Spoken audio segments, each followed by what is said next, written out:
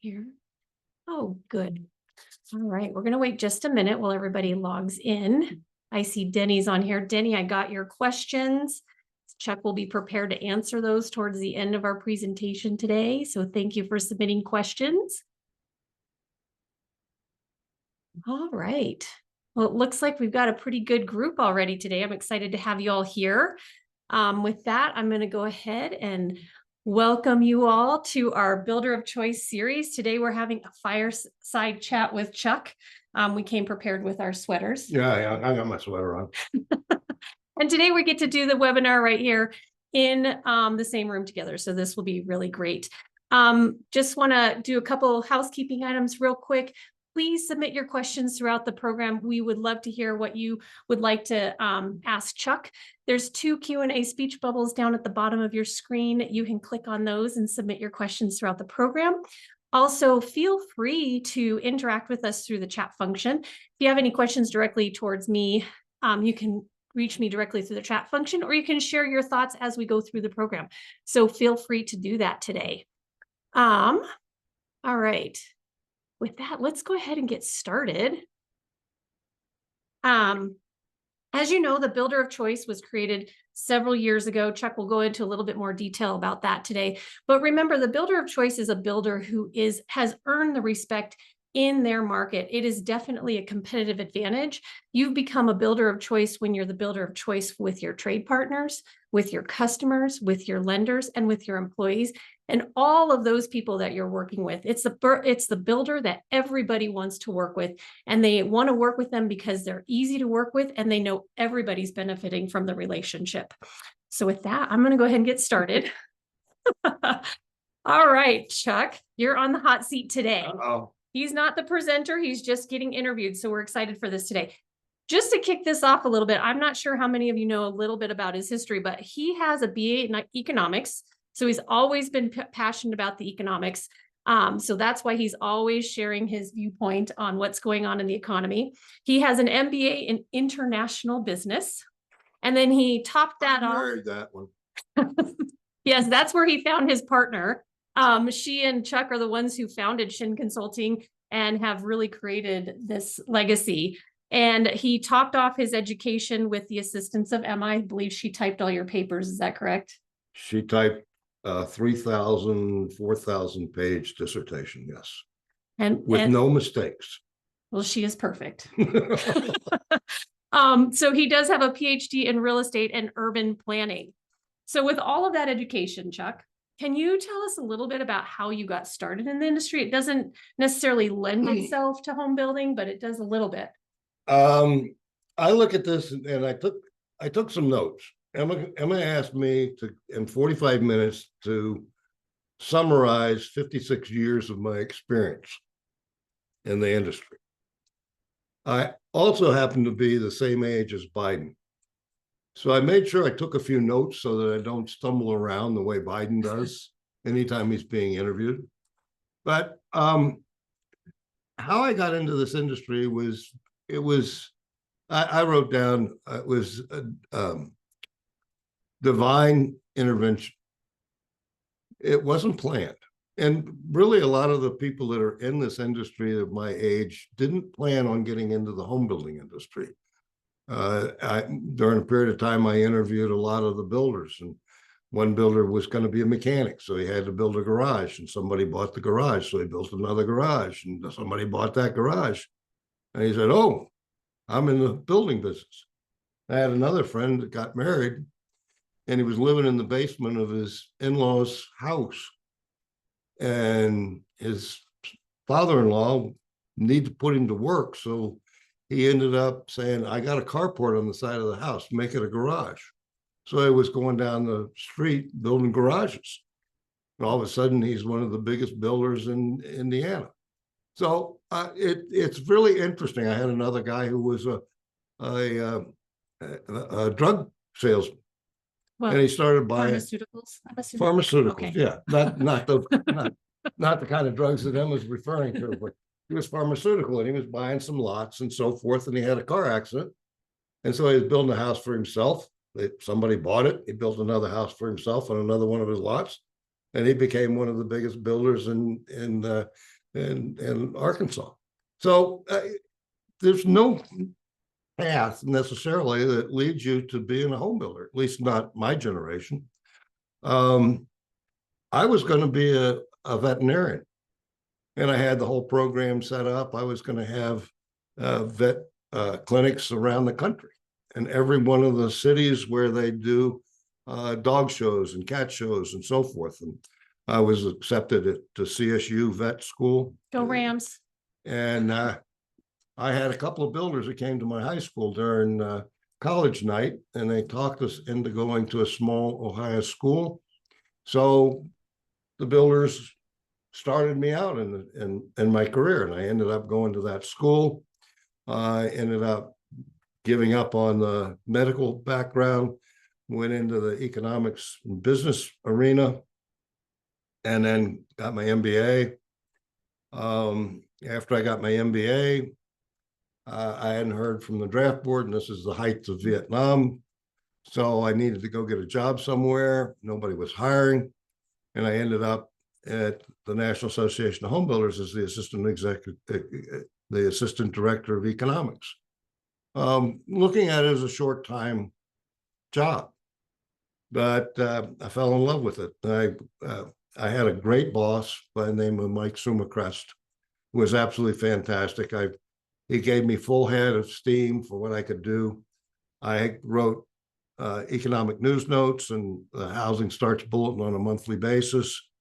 I ended up being a keynote speaker. He didn't want to travel, so I ended up being a keynote speaker for a lot of the local HBAs around the country for their monthly meetings and being interviewed by the local press and TVs. I conducted the first NAHB membership survey. NAHB in 1960, this was 1968. 1968, NAHB had no idea who their members were. So I put together a survey and did a major survey on who in the hell was a builder. Who were they? How were they organized? What did they do? How many people did they have? How many houses did they build? What did they do? So it was a long survey, but it taught me a ton about the industry at that point. And I was interviewing everybody. I personally interviewed builder after builder after builder after builder of how they got into the industry. What did they do? How were they organized?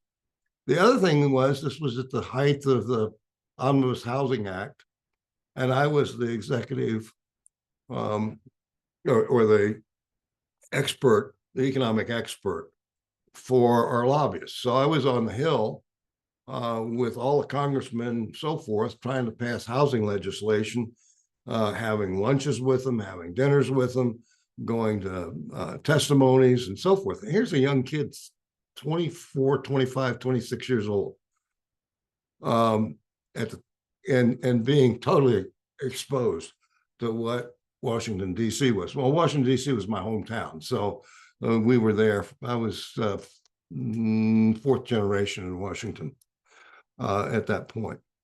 Then I got promoted in 1970 to be the director of business management, and that's really began to change things. I did the first cost of doing business study. And there's a little story about that too. Emma's probably going to get very upset with me with stories, but we had no standard performance of anything at that point. And so we're trying to figure out how much cost of doing business, how much did the house cost, and so forth and so on. Go through the details like Emma does constantly with what she does for us. Now, we got garbage back. One guy sent me his checkbooks. And I called him up and I said, "What in the hell is this? You sent me checkbooks." He says, "That's my accounting system." I said, "What do you mean it's accounting system?" "Well, every house I build, I open up a new checking account. And after I finish and I deliver the house, if I have money in the checking account, I made money. If I don't have money in it, I lost money." I said, "Okay, so at the end of the year, how do you pay your taxes?" He says, "I bundle up all my checkbooks and I send it to my accountant." That's how sophisticated this industry was at that time. Sounds a little bit like the Wild West. It was the Wild West. So that started the process of, okay, if we're going to do a cost of doing business study, we have to have a standard. Okay. And there's a book back here called the Accounting and Financial Management book, which my wife wrote. And that we had to do that and come up with a standard format for financing to be able to have the builders begin to participate in the cost of doing business study. Well, as she wrote that, we had to have it set up so that the builders would understand accounting. So she would write and she would give it to me and I would read it and I said, I have no idea what the hell you just wrote. So she'd rewrite it until I could understand it. So we said, okay, this is good because now we can train the builders on what accounting means and how to use the accounting information that they've got in their operation. During that same period of time, I created a war room for all the convention educational programs because there was no organization of how education was being done at the convention. And there was no logic to how the education was being done. So we set up a war room so that we had not all the marketing program on this at the same time. We didn't have all the management programs at the same time, not all the land development programs at the same time. So we strung them out through the convention. And then what we did is we did what I called the critical path. It was a color-coded way. So if you were marketing, you followed the green or whatever, and you followed the green path through the convention. That's still being used with the convention. The other thing is I looked at and I said, we have unbelievable talent that's going on at the convention, but it's a one-time shot.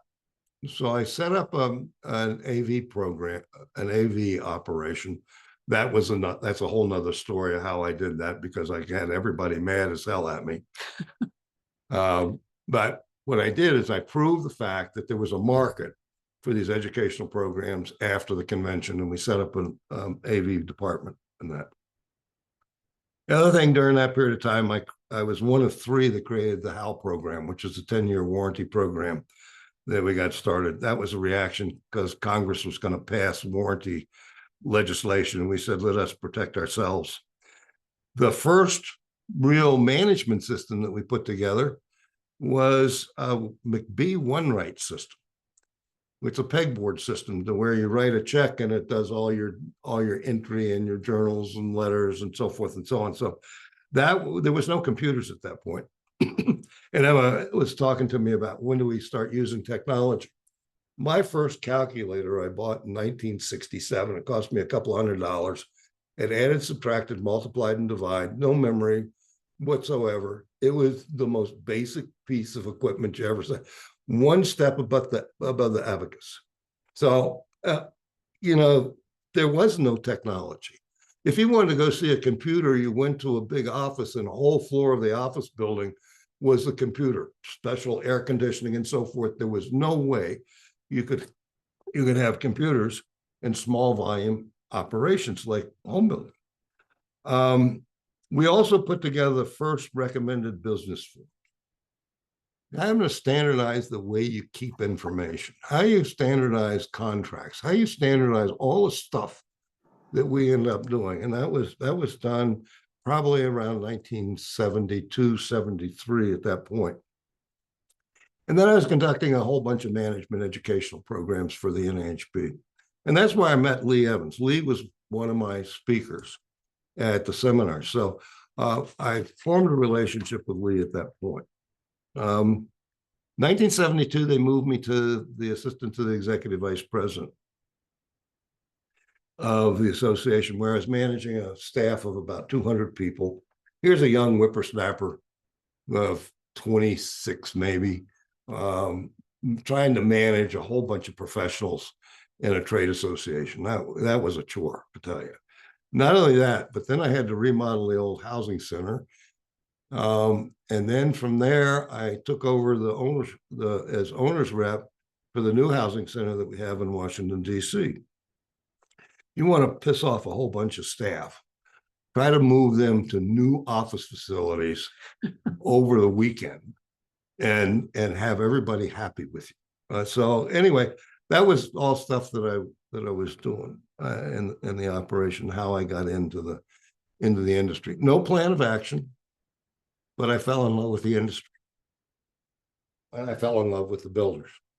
So Wow. Well, you can, those of you who are with us live today can see there's a lot of emotion in here for Chuck.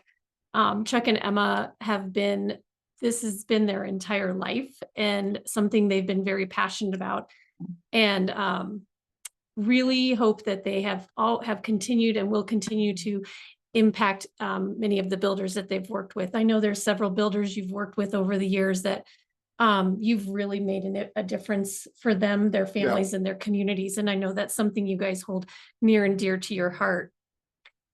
I do want to touch real quickly.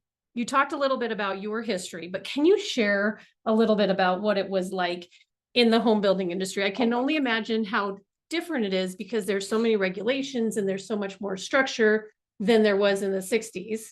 And I'm saying that a little bit tongue in cheek because some builders are more organized than others, but what was it like?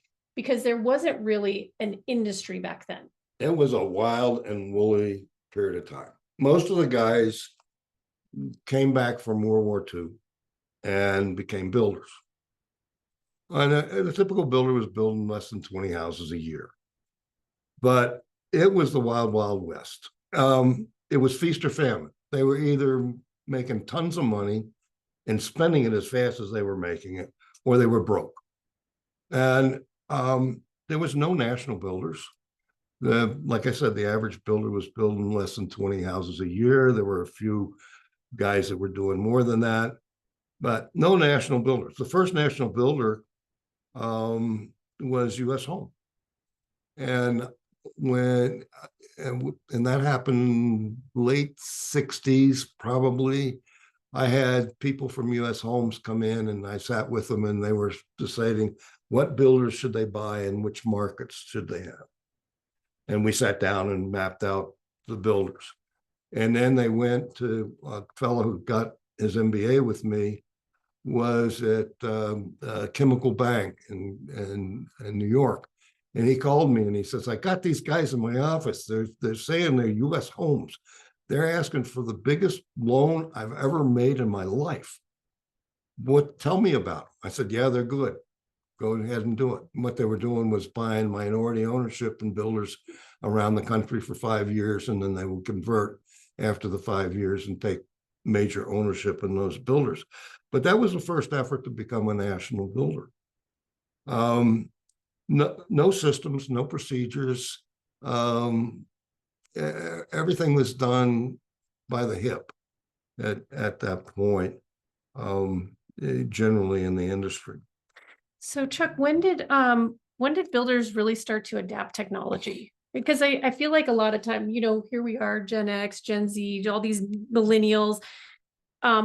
We all seem to think that we're the only generation that had technology. So can you share a little bit about when technology really started to make an impact on the home building industry? Well, in the 60s, it was basically all paper. It was all handwritten paper, copy sheets where you were copying stuff, but it was all paper. Though McBee One-Right system was the first real effort to try to get some systems in place. Some builders had standard takeoff sheets where they had certain quantities and they would go out and bid every time they built a house. Typically, you didn't have standard contracts. You bid every house that you built and sent it out to the trades, created a budget and built it. Your financing was the lumberyard was a big financial partner financing the builders, or you had your S&Ls, which are now gone, but they were also the financial end for the home builders. The technology came in computers. The first computer system was 1978.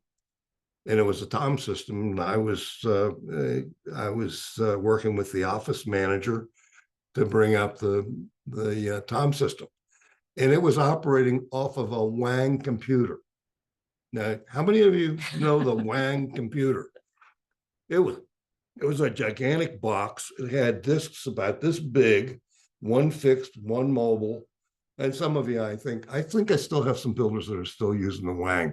You got to go to special people that have cannibalized old Wang systems so you can get parts for them. But the two guys I worked with, the company was the office manager. That's how it ended up being known as the Tom system. The two guys I worked with was Mike Johnson and Chuck Cosby. They ended up in 1982 having the FAST system, which was, they took the knowledge that they had with the Tom system and they wrote it better. But when we wrote the Tom system, Mike Johnson and I would meet at a hotel room and get drunk together and talk about what a computer ought to look like, what information goes in and what information needs to come out, what format does it need to come out. I didn't want to know what the box did, but I knew what information needed to go in, and I knew how I wanted the information to come out. And Mike was the guy who could talk to Chuck Cosby, because Chuck and I can't talk at all because he's so techie and I'm so not techie. But we got the thing done. We opened it up. The problem was that Tom treated it as a shelf item and wasn't going to enhance it. So Mike and Chuck went out and developed the FAST system, which is a spinoff of what the Tom system was. So that's kind of the background. And so now the problem with the industry is we don't have really sophisticated software because we don't have depth. If you look at it, the typical builder's building 20, 25, 30 houses a year. There's 100,000 of us, at least in a good period of time, there's 100,000 of us. We lost about 50% during the 2008 debacle, but only about 2,000 build over 100 units a year. So that's a fairly small market to get software into this system. So it's very difficult for us to have really, really sophisticated software that we should have in the industry because of we don't have the depth. There's not enough depth. Yeah. And a lot of the public builders try to develop their own systems. And so we don't have consistency of demand for the kind of software that we should have. So I remember as a little girl, you guys meeting Mike and Chuck Crosby, you and Mom meeting at a park or at a restaurant. So I'm proud to say that I was part of this process. I was 8 or 9 years old, but I was part of the initiation of the computer technology. Correct. So good times for me. You can imagine what it was like to grow up in this household. We had a lot of business meetings that we got to attend at a young age. So I remember the first computer that we bought. My wife, Emma, was pregnant. She gave birth to one of the kids. I forget which one of the kids. And I brought home a computer and I built a table that she could put on our bed and put the computer on it. I said, here's your new system. She's like, she's got a brand new baby in her arms. And I said, okay, learn it. Oh, God. Oh, wow. Well, let's move on real quickly. I have one more history lesson to talk, and then we're going to move on. But in 1975, you came to Colorado, and it wasn't until you guys moved to Colorado that you started actually physically becoming a home builder. Before that, you were more in the operations and the systems and working with home builders to study their operations. Right. So tell us what brought you to Colorado and how you got started becoming part of the home building clan. Well, that was also part of this divine intervention. What happened was I was very happy in Washington, D.C. I mean, that was home base. Working for the National Association of Home Builders. I was a young whippersnapper who was on the top of the world. And the problem that I had a group of guys come in to me and said, you're working for the executive vice president of the association, and he is going to have his contract bought out, and you're too close. We don't want to lose you. We want you to go away for a year. Oh, thank you very much for giving me some advice.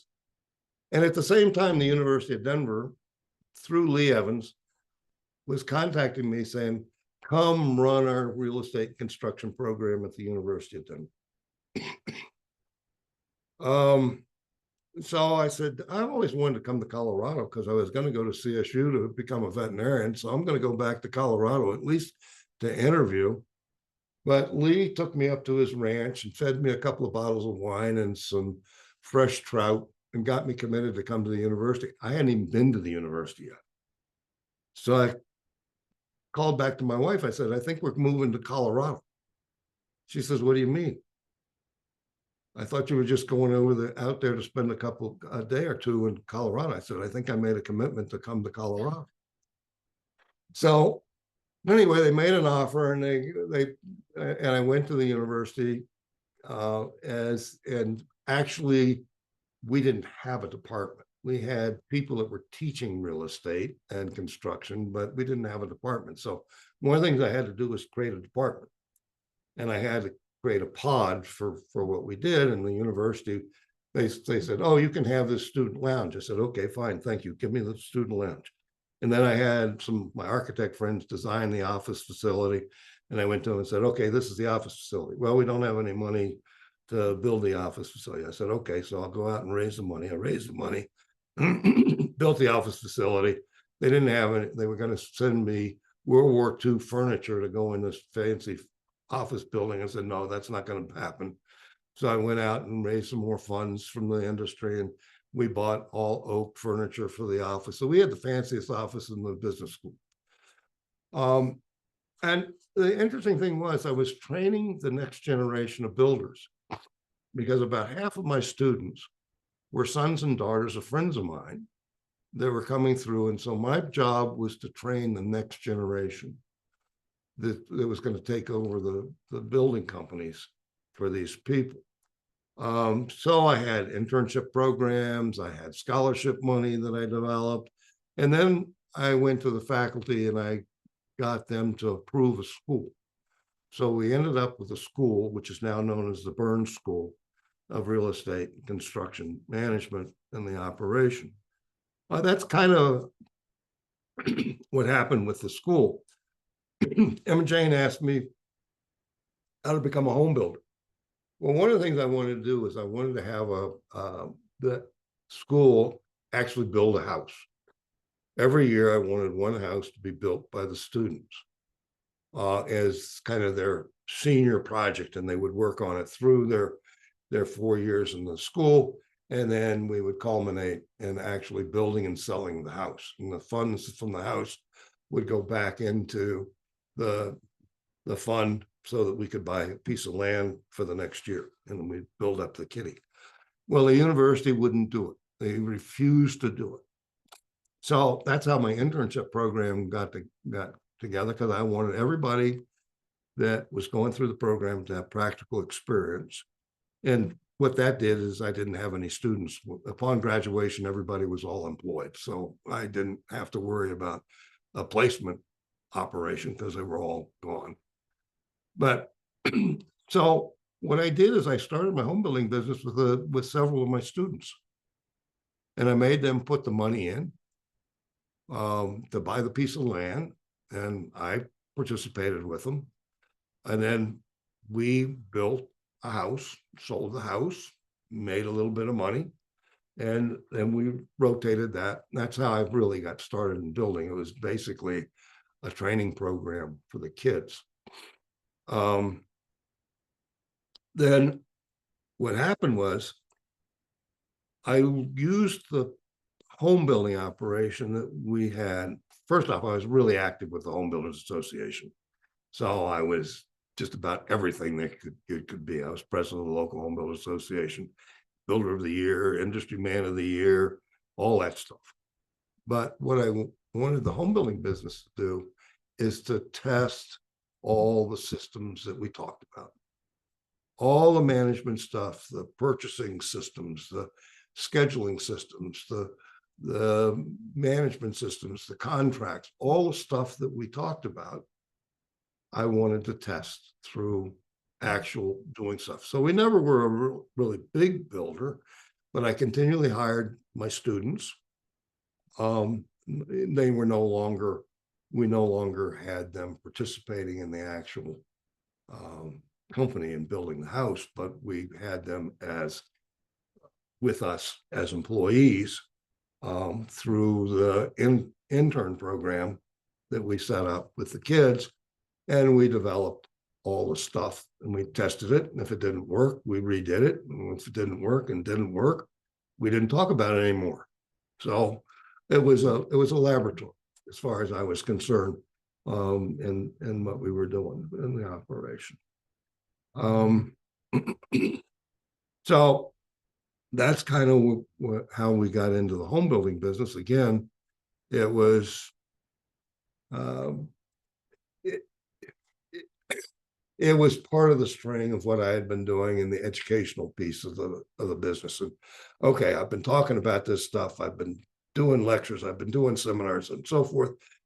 Does it really work? And so that's what we were doing, really work. She made a seesaw. Yeah. I had a triangular piece of wood and a 2x4. I forgot to Absolutely. have something to stabilize it. So when you sat on it, you kind of fell over. Her first construction experience. I think it was 8 though. So let's put some context around that.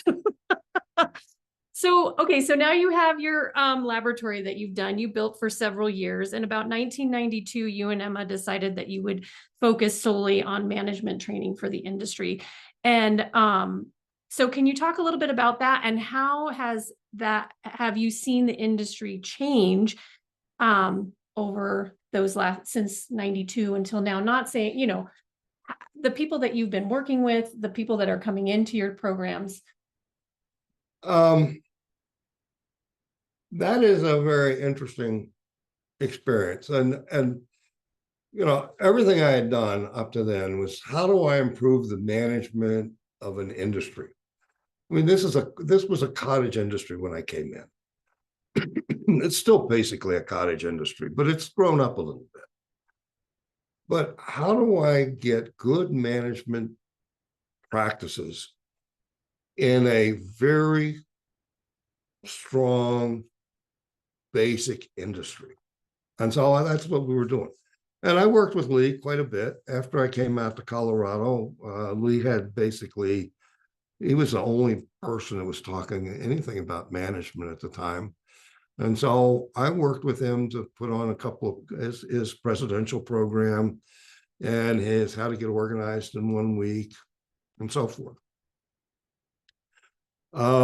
Lee retired in about 1972. 92. 92. Yeah, 92. I'm aging myself. Okay, he retired in about 92. And there was a period of time where Lee and I didn't talk because Lee wanted me to pick sides where he was having an argument with Mike Johnson from the Fast Company. And the two of them were pissing at each other and Lee wanted me to pick sides. And I said, I'm not picking sides. You're both friends. So I walked away from him for about 5 years. When he retired, I said, I met with him and I said, Lee, you're retiring and there's nobody to pick up the mantle. There's nobody out there that is teaching management, good management practices. So I actually named my company after him. He didn't have any piece of the company, but I kind of made an agreement that I would use his name and I would continue the program with him. But one of the things that I did is I looked at what we were doing and we were training builders. And Lee was training builders and builders would get very frustrated and they go home, they'd have 25 pages worth of notes and they'd go home and they try to change their organization in a week. Well, the staff outlived them. And so there was very little improvement with most of the builders at that point. So when we set up the Lee Evans Group or Shinn Consulting, what we said is we're going to develop courses to train the staff, because the staff are the implementers. The builder comes back and the staff has no idea what the builder's trying to do. So what we want to do is we want to train the staff, and we want everybody on the same page. We want to have the same philosophy, go through all the pieces. So we developed 25 classes, and we did them around the country. Basically, if you wanted to see Lee, you had to go to the NHB convention, or you had to go to Colorado, because he didn't move from Colorado. And so what we did is we divided the country up into regions, and then we moved these seminars around the various regions so everybody could be within driving distance of being able to come to the seminars. And we could have the superintendents, we could have the purchasing people, we could have the design center manager, we could have the architect, we could have everybody come and participate in the seminars, and everybody was going to be on the same page. Now, the first thing we wanted to do is have the builder come to managing for profit, because I didn't want to have the people coming back all supercharged, wanting to change everything, and the builder not understand where they're coming from. Mm-hmm. So we typically would say, okay, the first thing you want to do is you want to come to managing for profit, so you understand the philosophy of what we're trying to do, and then you can send your staff. And then that's basically what we have done with the Shinn Group or the Lee Evans Group or whatever it is. That's our core. The consulting came afterwards. We really weren't looking at consulting. We were looking more at education. But the consulting came because the builders were asking us to help them implement a lot of the systems. So that's kind of how we have evolved over the years. I think one of the, I want to touch on one thing that you talked about. I think one of the things that makes what we do as an organization very unique is that we have a core principle that is built upon in each one of our classes. Right. So that there's a consistency. So you're getting a similar message, but it's geared towards the group of people who will be coming for that particular class. Correct. So if we're doing a superintendent class, the core principle is the same. It's built off of the same foundation, but it's designed to speak to the superintendent in the way that a superintendent can understand the message.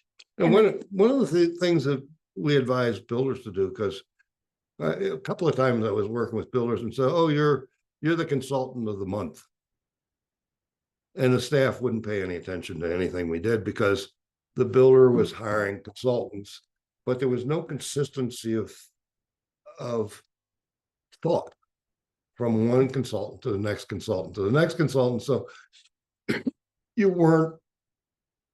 So the staff was saying, okay, you're going to write a report and we're going to pay attention to you for the next 30 days. And then there's going to be another consultant to come in, and then we'll go make a 180-degree turn or a 90-degree turn, and we'll go do something else. One of the things that we always look at is make sure that all your consultants are on the same page. Interview them. Make sure they're all tied together so that you're not sending mixed messages to your staff. And that's what we've been trying to do for 50 years, is give you consistency of information so that everybody's on the same page, working towards the same goal. Okay. Yeah. Now, our sweet spot is typically 75 to 300, 400 units. The reason is 75, low end. A lot of the smaller volume builders are in this business for self-actualization. They're not yet businessmen.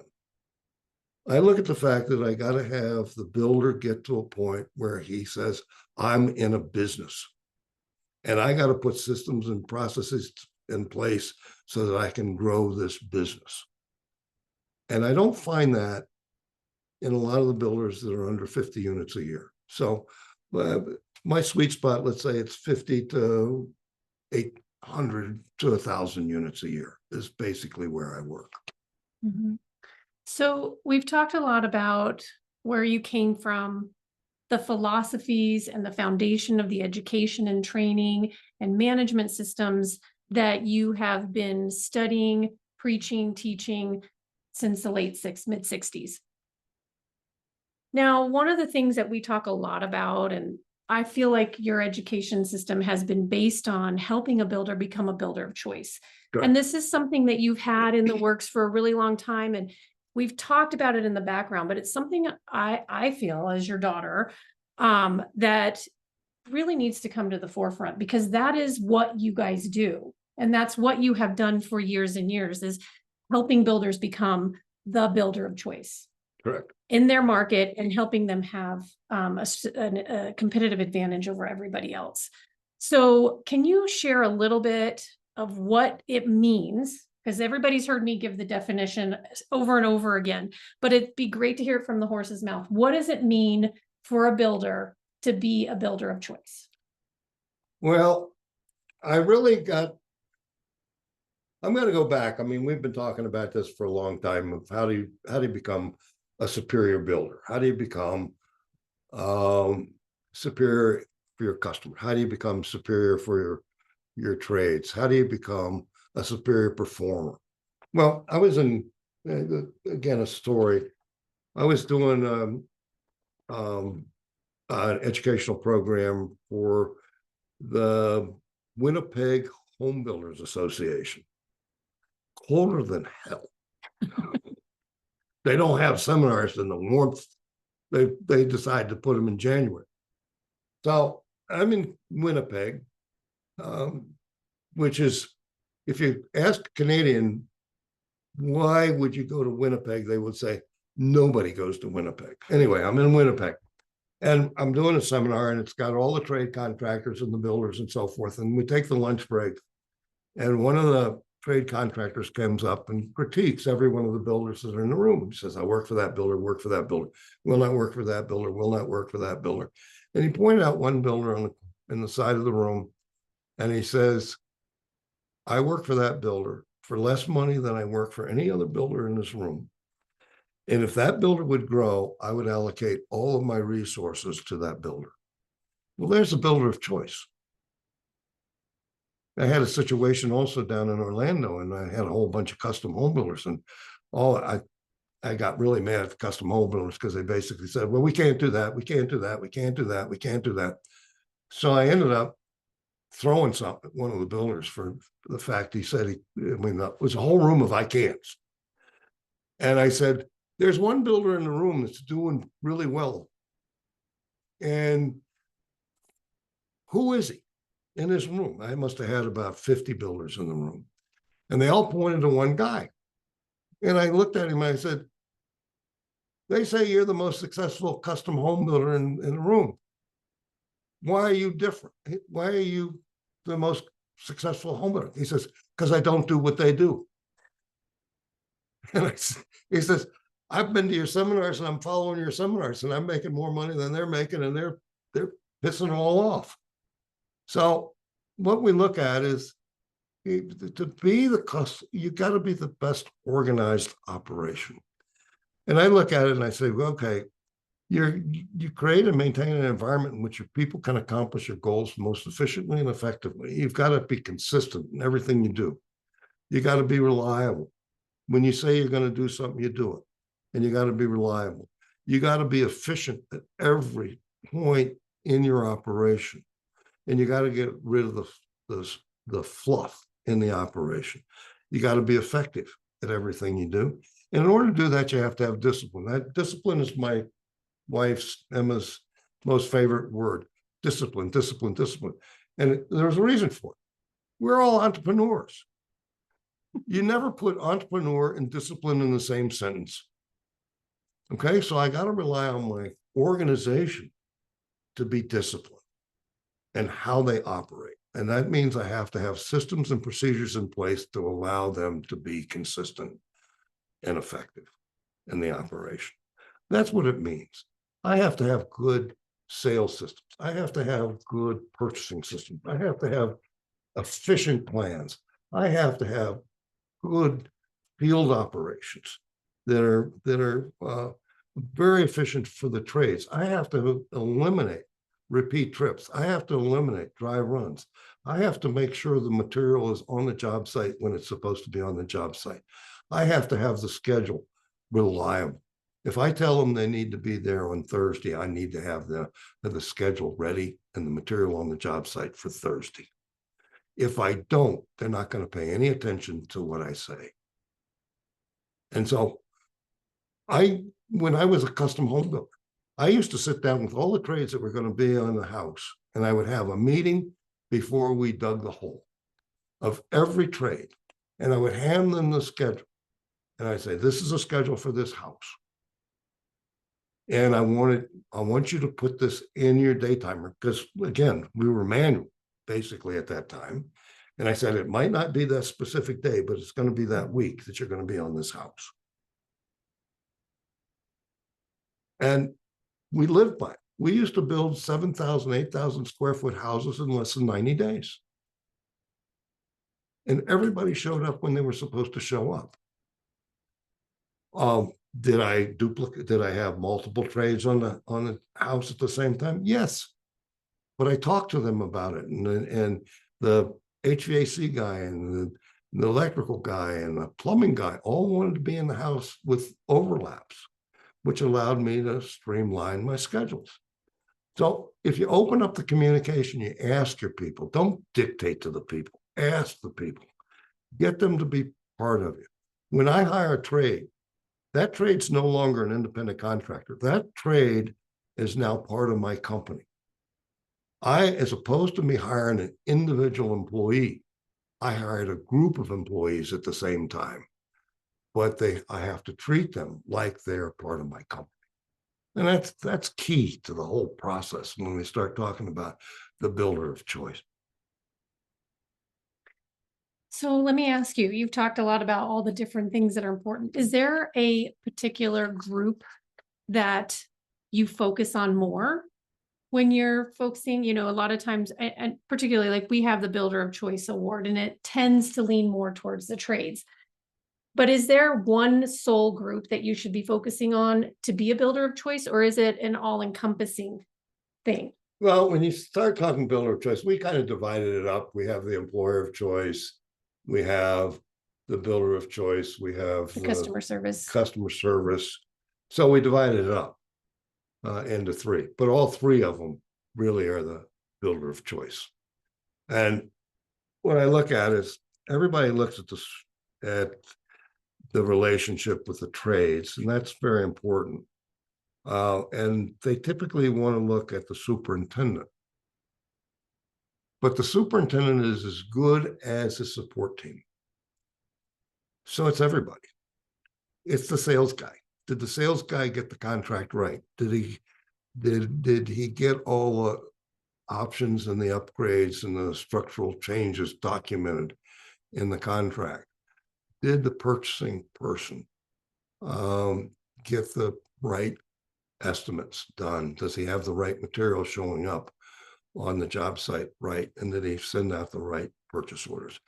Did my design center document all the changes that are going to go on in the design center? Emma Jane talks about that quite a bit, because her house, she had a bunch of changes that she made from the builder, and every one of them was missed. I don't want the fireplace. Oh, you got the fireplace mantle. Now you got to tear the damn fireplace mantle out and change it to what she wanted. She did. I mean, it was one thing after another, after another, after another. Okay. So how happy was this gal? When she did her homeowner orientation, she had like 6 trades that were still in the house trying to finish the house. How is that customer satisfaction when you do that? And that was a large national builder that was doing that. So all those things are part of becoming the builder of choice. Now, the superintendent, he gets a lot of blame for stuff, but he's the tip of the spear. And he can only be as good as the feathers on the back of the arrow and whether or not the shaft of the arrow is straight. If that shaft isn't straight, the arrows aren't right, he can't shoot the arrow. And so we blame the superintendent. Now, if I do have a bad superintendent, I gotta get rid of it. If he's not willing to and I say this, I had a builder one time out of Chicago. He says, I can't afford to have superstars.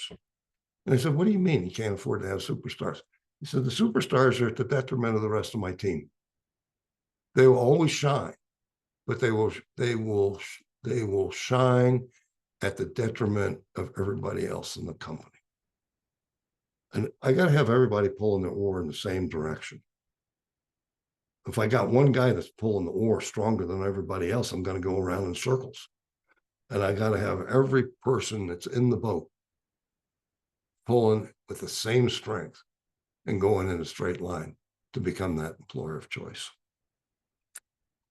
Last question on this is, what do you think a builder can do to really start on the journey to become a builder of choice in his or her market?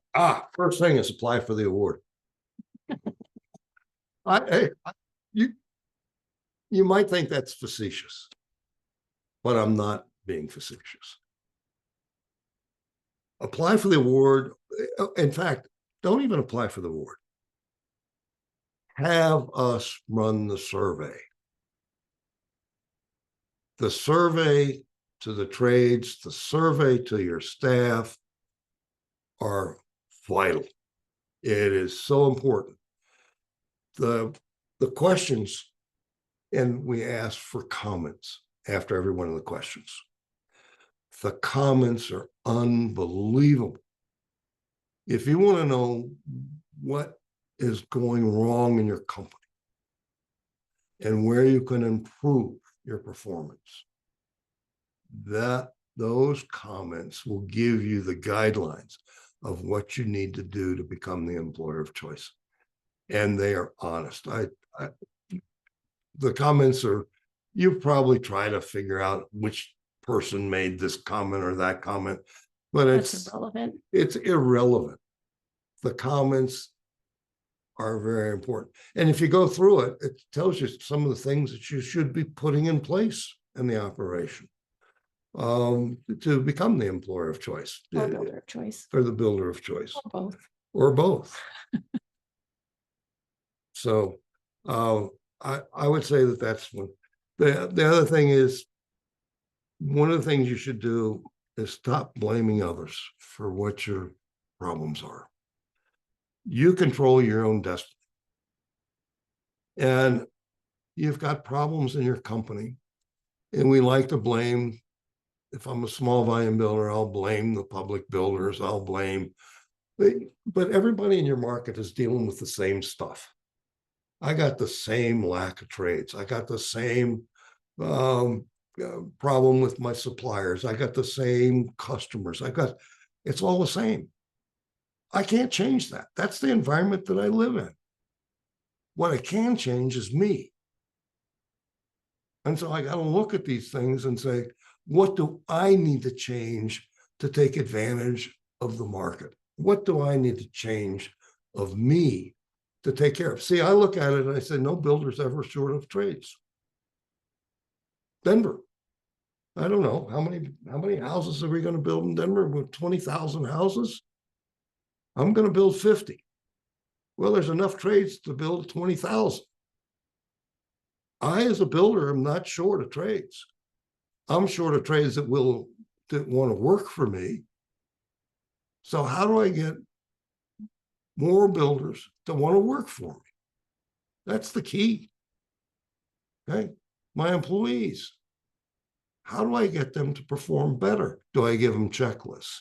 Do I give them procedures?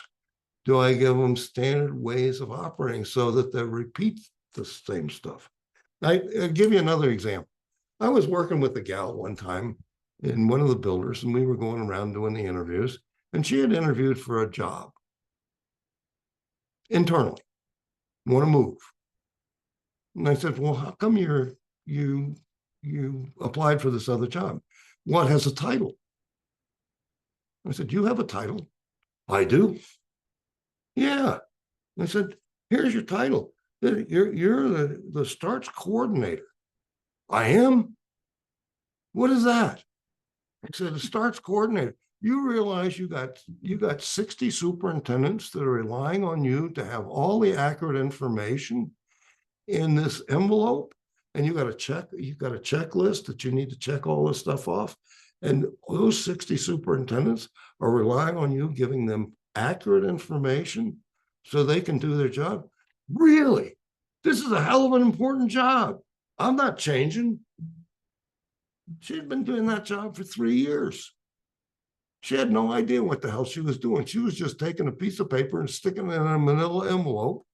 And when she got all the check marks done, she handed it off to somebody, but she had no idea why the hell she was doing it.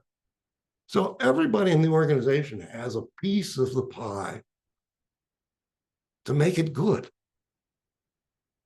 And they need to understand how they fit into the system. You can't just hire somebody and put them in a room and say, okay, go to work. They have to understand why they're working, what the result is, and they got to be thanked for what they're doing. So anyway, I'm just off the bandwagon on some of the stuff of what we look at and for the builder of choice, because the builder of choice is it's an honor. It's bestowed on you by your staff. It's bestowed on you by your trade contractors and your suppliers.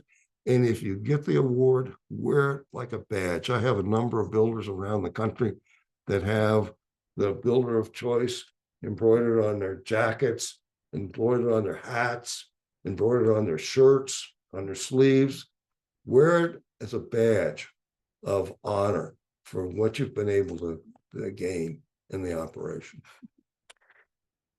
Thank you, Chuck. He's a little bit passionate about that. I don't know if you could see his steely blue eyes staring back at you to make sure that you were listening. My son got that same color eyes, so he got away with everything because all he had to do was look at me with the steely blue eyes. And I'm like, okay, Charlie, whatever you want.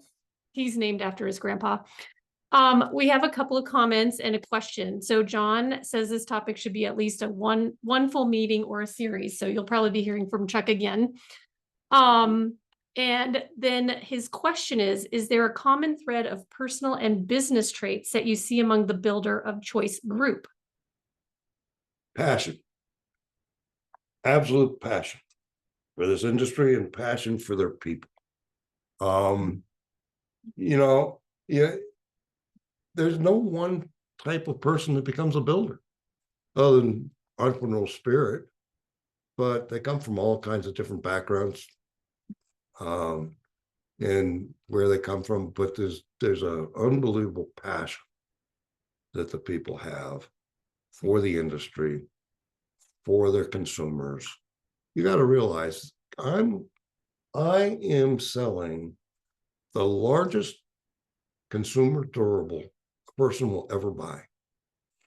And they're going to grow up their family. And we're going to be the hub for that family is our house. That's what we do. The impact of what we do is unbelievable. One of the things I do with the superintendents in the superintendent seminar, there's two things, and I'm just going to mention it here. I talk to the superintendents and I say, you got one of the best jobs in the world. At the end of the day, you can drive down the street and you can see results of what you did. Every day, you got a result. And I said, that result is going to outlive you. So when your grandkids and you are driving down the road, they can drive on the street and see what you did. Who else does something that outlives them? And you do. The other thing is, especially for the superintendent, I don't think you even know, if you're a builder, what you do. But you have basically given the superintendent is your plant manager. Every one of your communities is a plant. And you have an assembly line. The assembly line is the houses that you have under construction. And my plant manager is a superintendent. And that plant manager is running about a $15 to $20 million business, annual business. Stress that to him. They don't know it. They look at the individual houses, and they look at the struggles that they have, but they are running a big factory. And if they were running a Pizza Hut, they'd be doing maybe $800,000 a year, and they're doing $20 million a year. And how much training have you given them on how to run a business? Because you've given them a franchise, and it's up to you to give them the tools so that they can run the franchise. That's important. Okay. Excellent. Thank you, Chuck. We're at the top of the hour, and I want to make sure we get to Denny's question. Oh, Because- Denny's question. Those of you who have followed Chuck always knows he has an opinion on the economy, and always knows he's looking ahead. He's a forward thinker.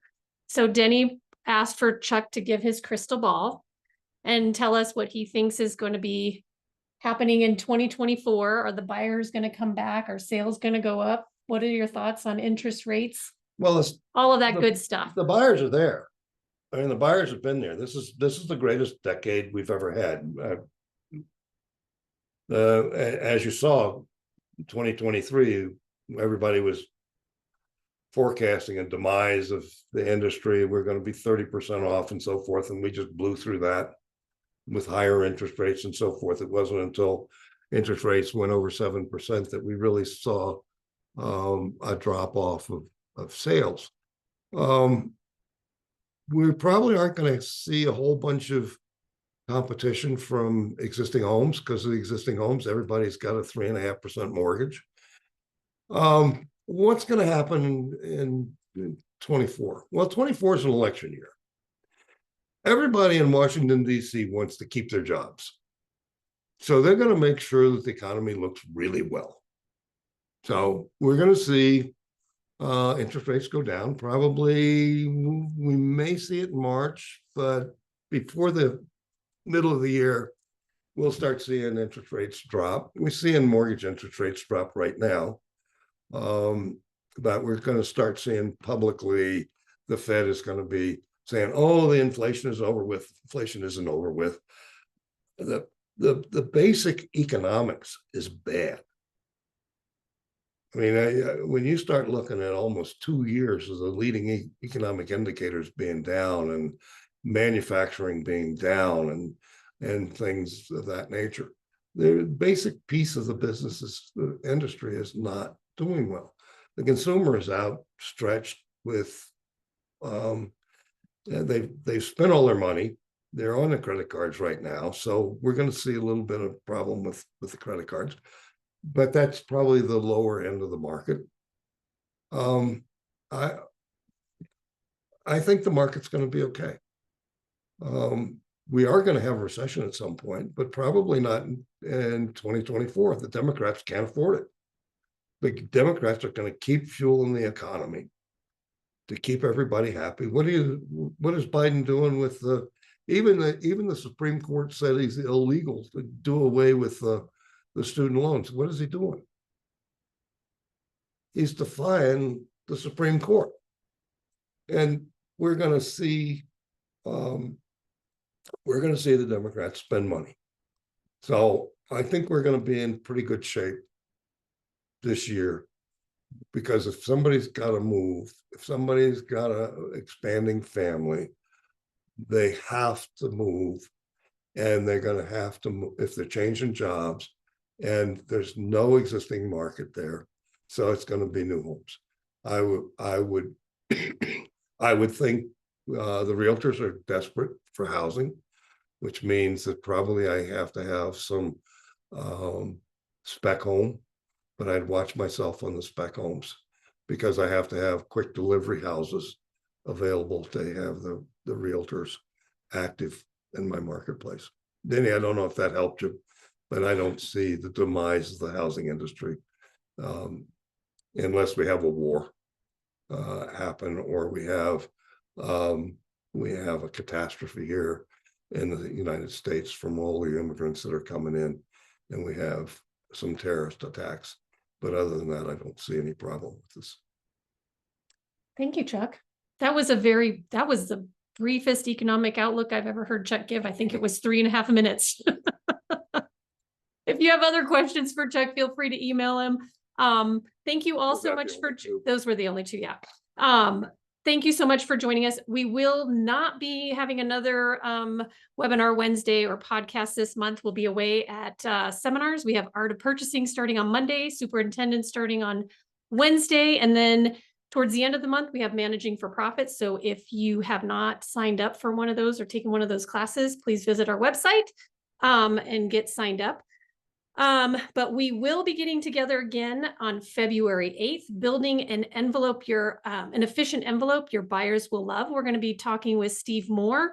I've invited a builder to come sit in on us with that. I haven't heard back from him, but he implemented some new product this year as a result of the executive summit discussion we had, and went back home, went to the drawing board, built a more efficient envelope to meet the economic challenges that buyers were having, and ended up having a really good year. So we're going to try to get him on with us on February 8th. And then on February 14th, on Valentine's Day, I'm looking to pull together a group of leading ladies from the home building industry. Emma Shinn has been invited to participate in that. So you'll get to hear from the discipline master herself. And I'm looking to invite a few other leading women from the home building industry for that one. So thank you so much for joining us today. I look forward to seeing you on future webinars, and feel free to reach out with any questions. Thanks, everybody, for being here to listen to the old codger. And we'll look to have more fireside chats with Chuck Shinn in the future. Have a great week, everyone. See you in February. Thanks.